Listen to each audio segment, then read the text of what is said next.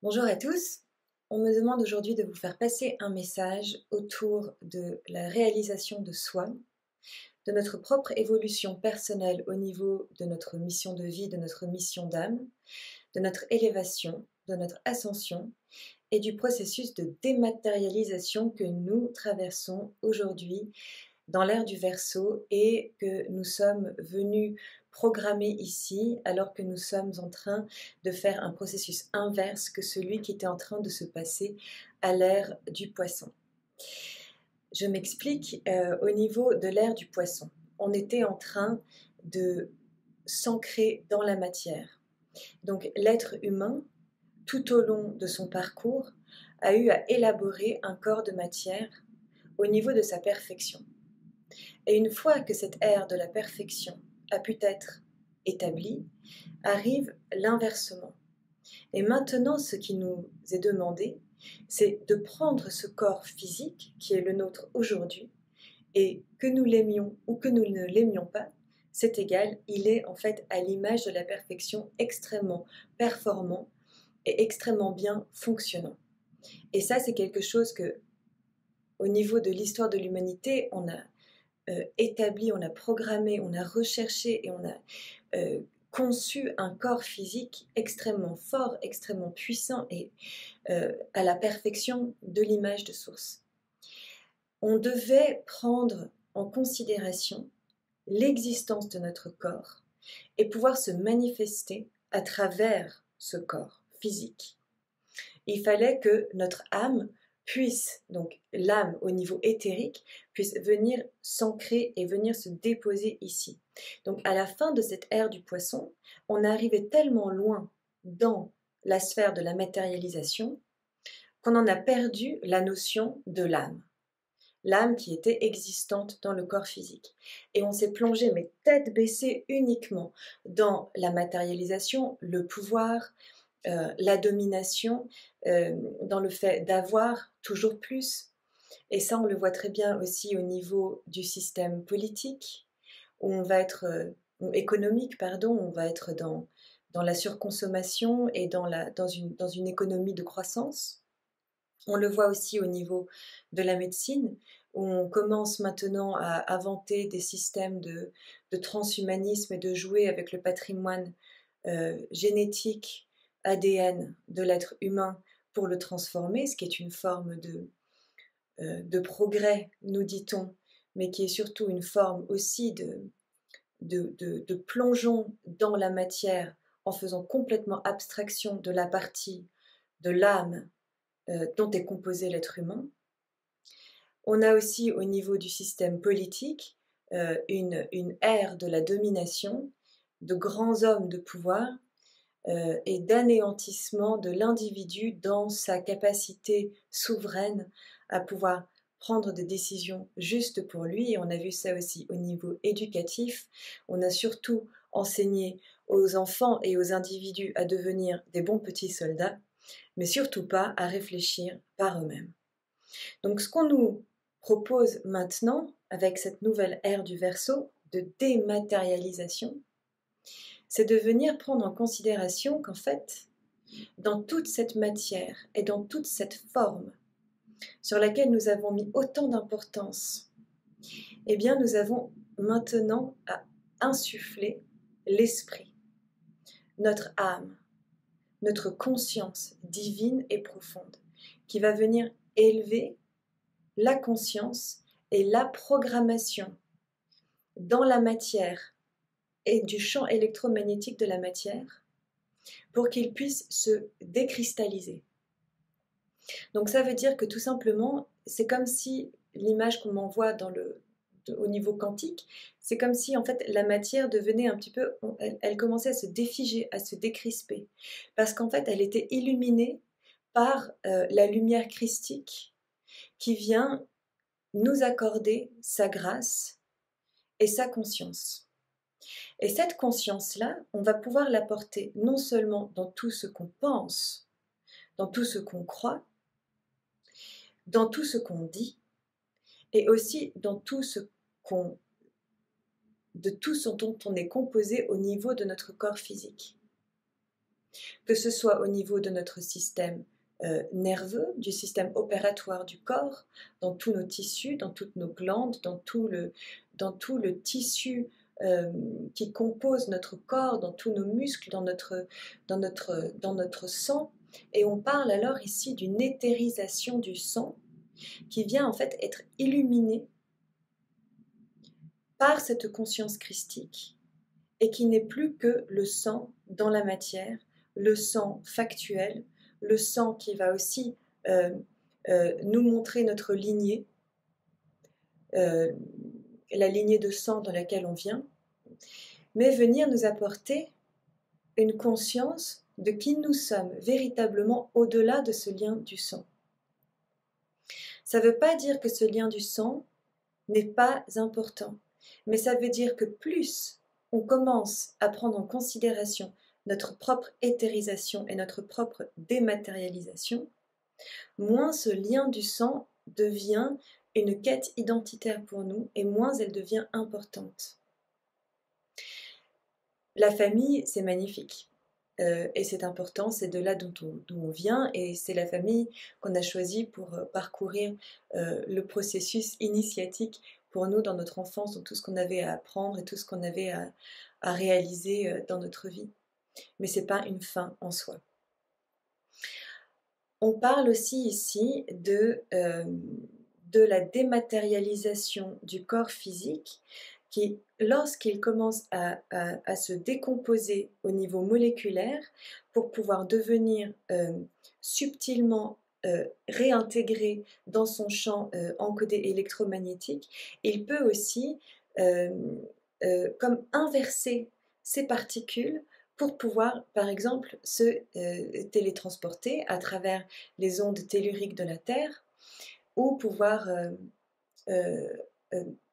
aller dans des formes de lévitation ou aller dans des formes de voyages astraux qui nous permettent de voyager ou de reprogrammer notre corps dans sa subtilité, mais non plus dans une quête de devenir autre chose et de plus grand que ce qu'on est, parce qu'en fait, le monde matériel ne nous intéresse plus tant que ça, puisqu'en fait, on a bien conscience que c'est l'esprit le plus important, et c'est ça la quête vers laquelle on va.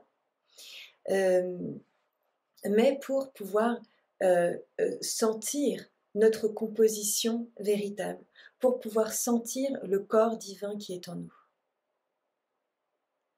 Et ce n'est pas une quête de pouvoir que de pouvoir se métamorphoser de cette manière-là ou pour pouvoir en frimer un petit peu auprès des autres, mais c'est une quête spirituelle personnelle. Donc, comme évidemment on est au balbutiement de cette ère du Verseau, ce n'est pas quelque chose qu'on va déjà être capable de faire aujourd'hui. En tout cas, moi je ne connais pas de gens qui savent le faire. Mais on m'explique en tout cas que c'est ce vers quoi on tend aujourd'hui et je trouve que c'est important de comprendre ça, de comprendre en fait quel est notre chemin d'évolution aujourd'hui, qu'est-ce qu'on laisse derrière nous et quel a été le chemin de l'évolution de l'humanité jusqu'à aujourd'hui pour pouvoir comprendre en fait d'où on vient, où on va. Sinon ça va être difficile de véritablement mettre l'impact au niveau de notre conscience de la direction qu'on a besoin de prendre maintenant.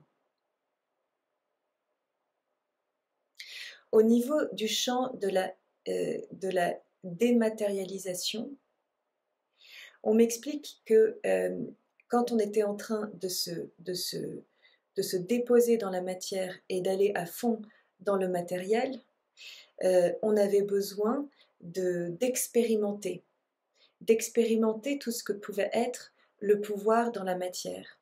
Et aujourd'hui, on vit dans un monde où les deux champs de conscience coexistent. Ça veut dire que certaines personnes sont entrées déjà dans cette évolution vers la dématérialisation, vers l'éthérisation, et certaines personnes sont encore dans ce chemin d'involution et de matérialisation. Donc il y en a pour certains qui aujourd'hui sont en train de dire que ah, les autres font faux, les autres sont dans le pouvoir, dans la matière, ils n'ont rien compris et tout ça. Mais il faut bien savoir que si nous, aujourd'hui, et les personnes qui écoutent tout ceci, pour qui ça résonne, nous sommes en train d'aller vers la dématérialisation, vers l'éthérisation et vers le parcours de l'âme et de cette évolution-là, qui en fait est le seul et véritable chemin d'évolution, parce que même l'involution mène à l'évolution.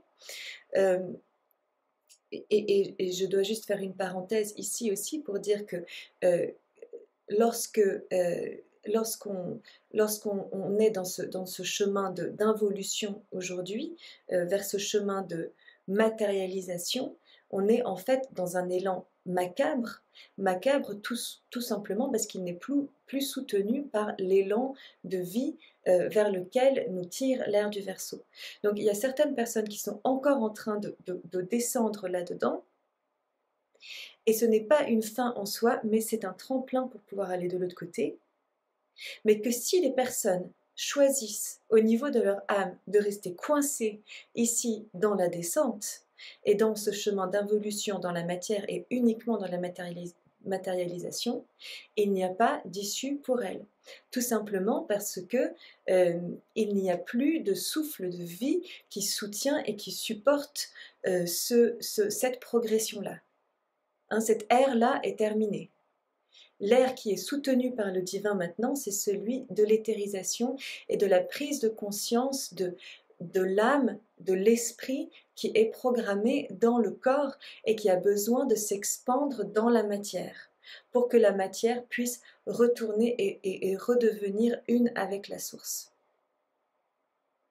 Donc toutes les personnes qui descendent pour l'instant, on ne va pas les juger, parce que si on a la capacité d'aller vers la dématérialisation aujourd'hui, et ben c'est bien parce qu'on est descendu dans la matière nous aussi et qu'on en a déjà fait l'expérience.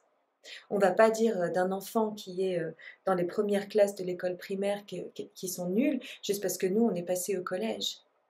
D'ailleurs, on est peut-être juste à un niveau au-dessus d'eux. Enfin, il ne faut vraiment pas être prétentieux avec ça, parce qu'en fait, on est tous les enfants d'un autre, à tous les niveaux de conscience et d'évolution dans lesquels nous sommes. À l'échelle cosmique, on est aussi les enfants d'autres personnes, on est aussi les enfants des maîtres ascensionnés, par exemple, qui sont là pour nous soutenir et pour nous montrer la voie et pour nous guider sur ce chemin d'évolution qui est le nôtre actuellement. Je vous ai beaucoup parlé de karma et de processus de dédensification de la matière pour qu'on puisse aller vers cet élan de dématérialisation. Parce qu'il faut bien comprendre que plus l'être humain porte encore en lui de la densité, c'est-à-dire des charges qui nous tirent encore dans des réflexes de matérialisation qui sont motivés par la peur, qui nous poussent à vouloir avoir plus de pouvoir, ou la peur de manquer qui nous pousse à avoir envie d'avoir plus, ou la peur de ne pas être quelque chose si nous n'avons pas plus. En fait, tout ça, c'est des déformations et c'est des croyances qui nous limitent complètement sur notre chemin d'ascension et d'élévation. Donc, tant qu'on n'a pas réglé ces problèmes-là, tant qu'on n'a pas été voir ce qui cause en fait ces problèmes de désidentification de notre soi source, il va falloir qu'on les aide à se transmuter.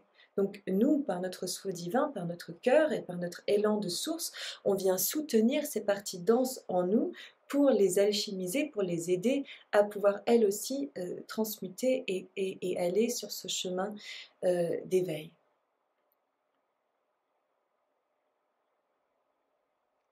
Il n'y a pas de juste, il n'y a pas de faux, il y a un rythme naturel au cours de ce processus et dans la programmation de l'évolution de toute chose, de toute vie et de toute forme manifestée ici sur Terre. Donc la meilleure chose que nous puissions faire tout à chacun, c'est d'aller avec l'élan naturel des choses et de ne pas nager à contre-courant de tout ce qui est. Quand on parle de la nage à contre-courant de tout ce qui est, il s'agit d'une non-acceptation des événements qui sont programmés pour nous dans la matière pour que nous puissions dédensifier notre corps de matière.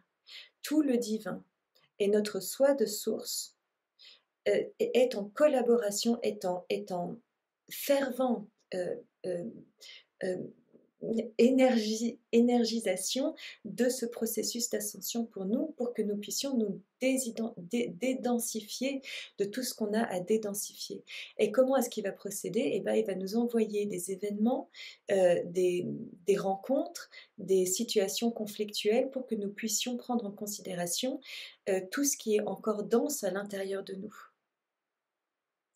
Donc on aurait tort de juger tout ce que le divin nous apporte. Et pourquoi est-ce qu'on aurait tort de juger tout ça? Pourquoi est-ce qu'on aurait tort de juger les événements qui arrivent à nous et qu'on trouve tellement horribles, tellement durs à vivre et qui seraient inconcevables pour nous de traverser? Mais tout simplement, c'est parce que quand on juge ce qui est pas à notre goût dans notre vie, nous jugeons la source, nous jugeons Dieu. Et en plus de ça, et encore pire, nous nous jugeons nous-mêmes et nous n'accordons pas la grâce à nous-mêmes et à notre soi divin de source qui a, en collaboration avec la source, établi tous ces événements et tous ces protocoles qu'on est en train de traverser pour qu'on puisse se dédensifier. Et c'est un acte de profond désamour envers soi que de ne pas être dans l'acceptation de tous ces événements et de toutes ces rencontres difficiles ou qui nous mettent dans des situations de blessures émotionnelles parce que nous ne nous reconnaissons pas. Nous ne reconnaissons même pas notre âme et nous nous jugeons. Vous voyez, c'est quand même très puissant. On en parlait dans le dernier enseignement de Isis autour des relations toxiques et des relations blessantes. Et je vous conseille véritablement d'aller écouter cet enseignement parce que je trouve qu'elle a apporté ça d'une manière tellement pure et belle qui donne envie d'aller être à l'écoute de soi et de voir en fait qu'est-ce que ces blessures viennent nous raconter et comment est-ce qu'on peut les dorloter, comment est-ce qu'on peut les choyer et comment est-ce que une fois qu'on les a reconnues dans l'espace de notre cœur, une fois qu'on a vu qu'en fait c'est véritablement de nous dont il s'agit et pas de l'événement et pas de l'autre personne qui nous est cruelle, mais ce qu'on a à éveiller à l'intérieur de nous. Pour l'alchimiser, pour le transformer et pour pouvoir aller vers cet élan.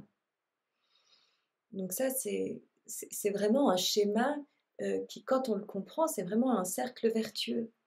On n'est pas du tout dans quelque chose de destructeur, on n'est pas du tout dans quelque chose de lourd et de dense, on est vers un élan de construction, on est vers un élan de source du divin, mais waouh, prenons ça en considération. Et que chaque manifestation que vous avez jugée ou qu'on a jugée non bonne pour nous est en fait un jugement mal placé. Moi, Jésus, il me le dit souvent, il dit mais accepte, accepte. C'est la meilleure des choses que tu puisses faire. Vois comment le divin est en train d'opérer pour toi là. Cadeau, cadeau, cadeau. Et je sais qu'un exercice qu'on propose souvent dans les cercles comme ça de spiritualité ou d'éveil ou d'enseignement spirituel, c'est de faire du journal quotidien dans lequel on écrit, un journal de gratitude dans lequel on va écrire tout ce qu'on a eu de positif dans notre journée. Eh bien, il ne s'agit absolument pas d'écrire uniquement « Ah, c'était trop beau, les oiseaux ont chanté aujourd'hui, il y a quelqu'un qui m'a souri dans la rue ». Non, non. Il s'agit de dire ici « Ah, il y en a un qui m'a parlé tellement mal. Et ça m'a blessée. Ça m'a vraiment ouvert le gouffre béant de ma blessure de rejet, d'abandon. Et vraiment, j'ai pu voir que j'avais encore ça en moi. Et du coup, je vais pouvoir aimer cette partie de moi. Je vais pouvoir la choyer. Je vais vraiment pouvoir aller voir ça. Ah, mais ce messager qui m'a tellement mal parlé, il ne savait pas le cadeau qu'il m'a fait. Parce que j'ai enfin pu prendre en considération que j'avais encore cette part de densité en moi que je peux maintenant transformer, aimer, alchimiser dans l'espace de mon cœur, pouvoir le rendre à la source et aller de l'avant maintenant dans mon processus de divination, de divination, dignification, divinification de mon être, de mon corps, de ma chair, de ma psyché, de ma pensée, de tout mon corps, de tout ce que je suis, de tout ce que j'incarne ici sur Terre et de tout ce que je transmets dans toutes mes relations. Donc voilà, le message du divin est terminé et je vous remercie de l'avoir écouté et j'espère qu'il aura pu être d'une contribution pour vous. Je vous embrasse, je vous aime fort et je vous dis à bientôt pour la prochaine vidéo.